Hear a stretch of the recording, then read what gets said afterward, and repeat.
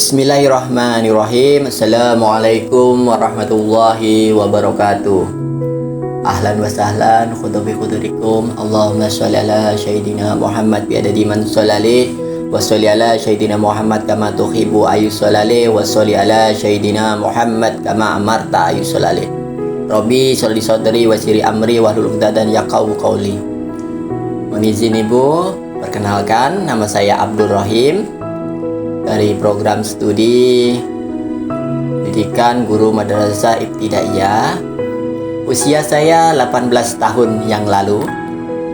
Baik, di sini saya akan membacakan beberapa hadis yang mana menjadi salah satu tugas dari mata kuliah Al-Hadis. Baik, yang pertama saya akan membacakan hadis tentang dalil tentang berwudu, di mana Nabi menyampaikan bagaimana ya seurgennya itu wudu, di mana yang bunyi hadisnya seperti ini. La yaqbalullahu shalah ahadikum idza ahdas hatta yatawadda, yang mana artinya yaitu Allah tidak akan menerima sholat salah seorang dari kalian jika berhadas hingga ia berwudu, di mana hadis ini diriwayatkan jika tidak salah oleh Abu Hurairah, yang sumbernya itu dari hadis Bukhari dan Muslim. Jadi itu ketika kita hendak bersolat menghadap Allah, maka harus benar-benar dalam keadaan suci dan menjaga wudhu kita dengan baik. Baik, yang berikutnya yaitu hadis tentang seperti apa sih seorang muslim itu. Jadi Nabi juga pernah menyatakan seperti ini, yang mana bunyinya al-muslimuna man salim. Lalu al-muslimuna min lisani wa yadih, yang mana artinya yaitu seorang muslim itu adalah ketika muslim lainnya merasa aman dari lisan dan tangannya.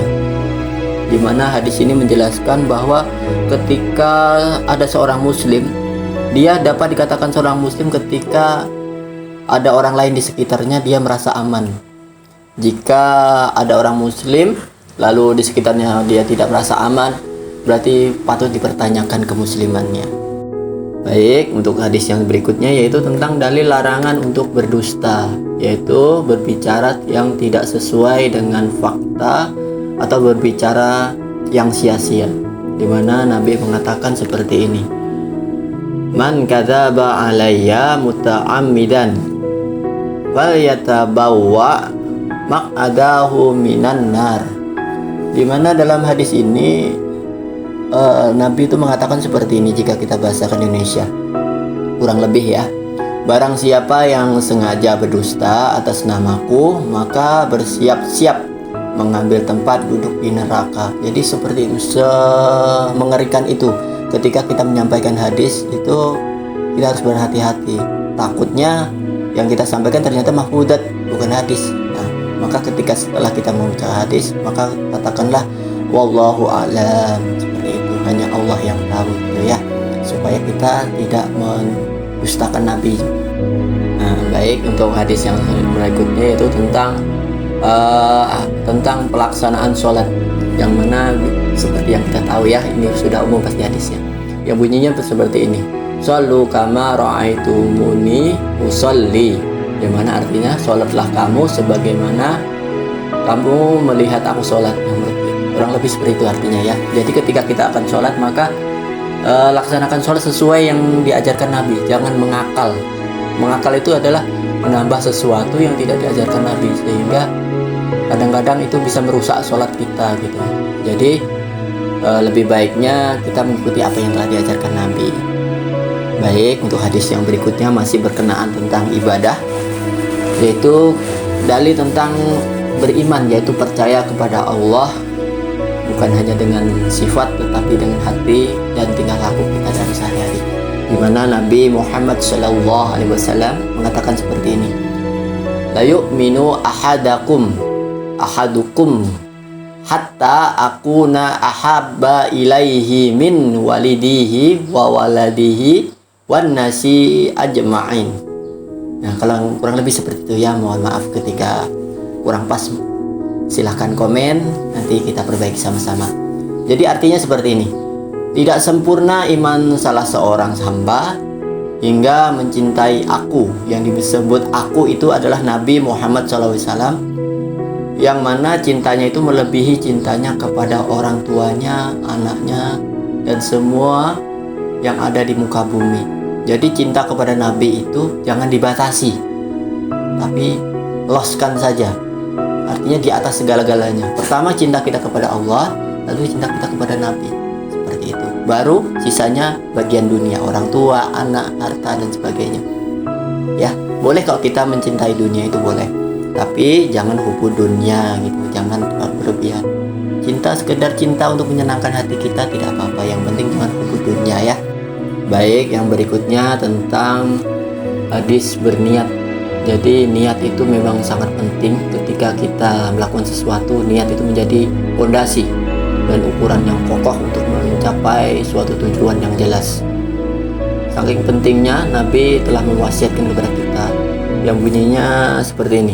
Innama a'malu binniyat wa innama likulli amri manawa wa man kanat hijratu ilallah wa rasulih wa hijratu ilallah wa rasulih wa man kanat hijratuhu lidunya yushibuha au amra'atin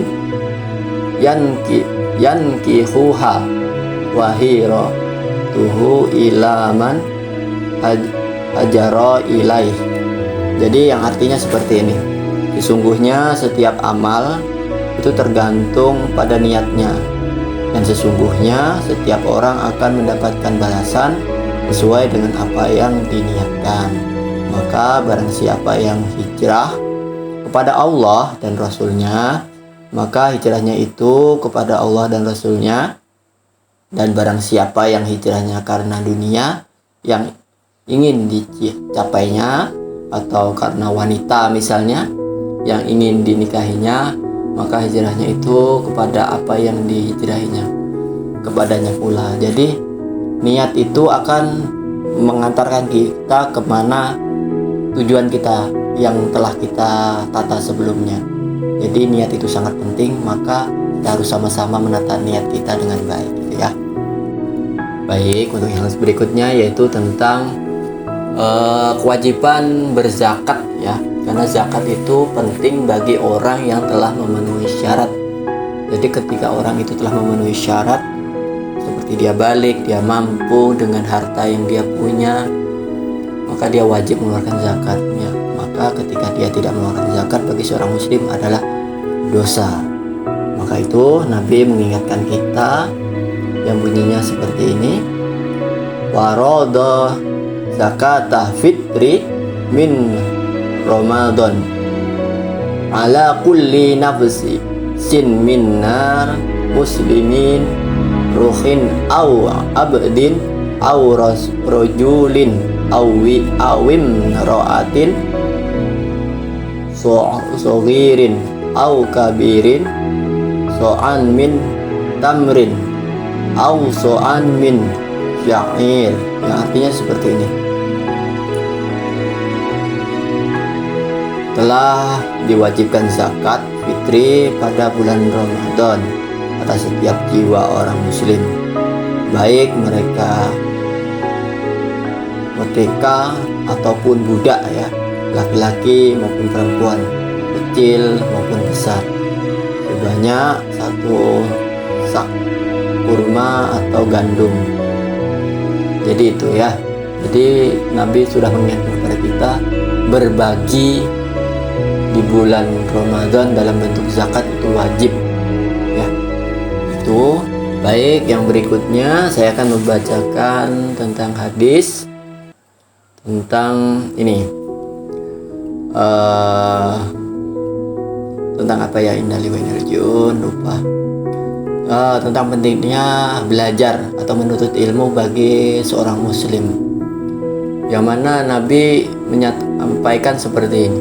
Man salaka tariqan yaltamisu fi ilman sahalallahu lahu bi tariqan ilal jannah. Yang mana artinya seperti ini. Barang siapa yang menempuh suatu jalan untuk menuntut ilmu, maka Allah akan memudahkan baginya jalan menuju surga.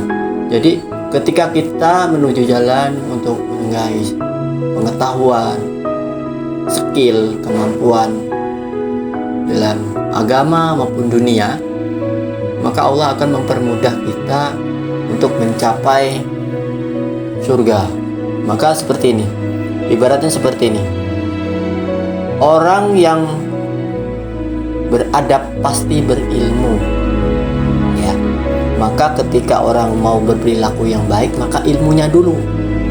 Ilmunya paham, ilmunya ngerti, praktek. Dan ilmu itu harus dengan jiwa kesadaran untuk mau melakukannya. Kalau ilmunya ada, jiwanya yang nggak ada, ya nanti bisa untuk membodoh-bodohi orang lain. Makanya sebahaya itu. Maka kita menuntut ilmu itu wajib, tapi memahaminya dengan hati juga wajib, agar kita bisa hidup selayaknya manusia, tidak memanfaatkan orang lain demi kepentingan kita lalu merugikan mereka, ya. Kalau saling menguntungkan tidak apa-apa, tapi kalau salah satu dirugikan itu yang tidak boleh, ya.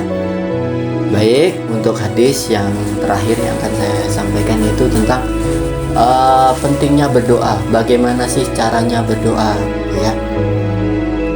Dalam hadis ini dijelaskan bagaimana Nabi berdoa, yang mana bunyinya seperti ini.